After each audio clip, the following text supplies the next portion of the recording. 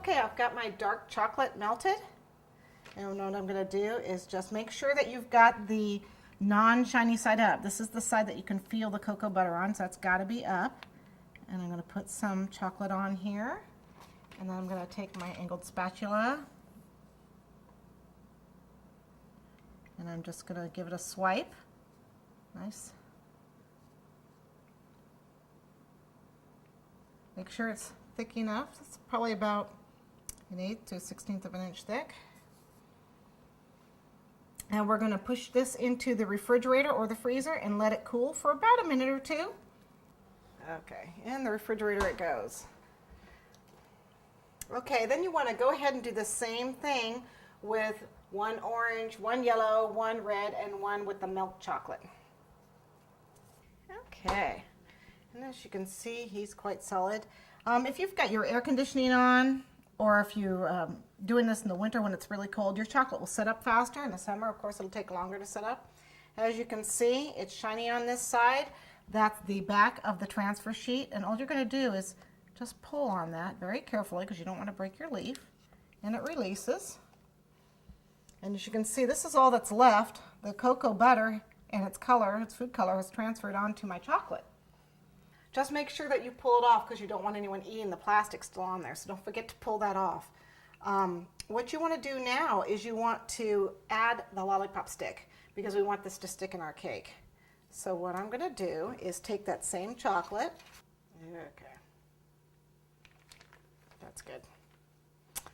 Okay, so we're going to take that same color chocolate and we're just going to pipe a line. You want to get it at least 3/4 of the way up. This looks like it's about, what, about 2.5, 3 inches long. You can make it any size you want. Just want to stick the lollipop stick in there, okay, and then back into the refrigerator to harden up. Now we're ready to go ahead and wrap our cake. And so I need my acetate to go around the cake, and I have to measure it after it's frosted. So we're going to go ahead, and I can see that, let's see, you want it to overlap just a little bit. So I mark it with my hand. You can measure it with a measuring tape. I know I'm going to need to cut it right about here and about 4.5 inches high. I like to get it a little bit taller than my cake, and I've already prepared one. Just cut it with scissors. Like this just makes it around, and it's a little high. It is about 4.5 inches high, but that's fine.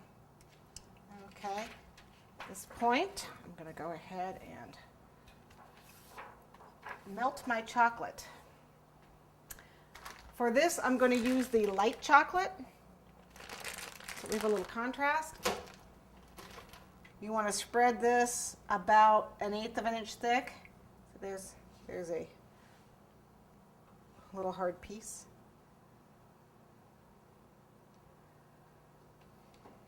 And it's messy.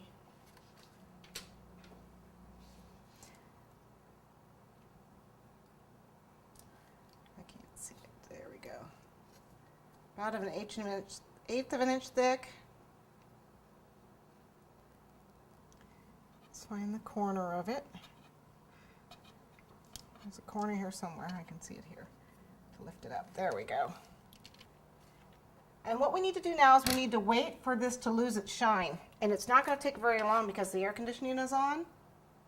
You can see it's already starting over here to lose its shine where it's a little bit thinner. You don't want to let it set up too much. You won't be able to wrap it around the cake. But you want it set up enough so that it's not going to slide. So what I'm going to do is go ahead and start.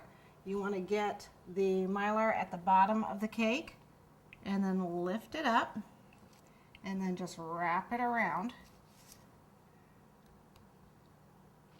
Keeping it low, wrap it around. And you don't want to smooth it. You just want it to meet right here at the back. Okay, now what I want to do is I want to put this in the freezer for about 2 minutes.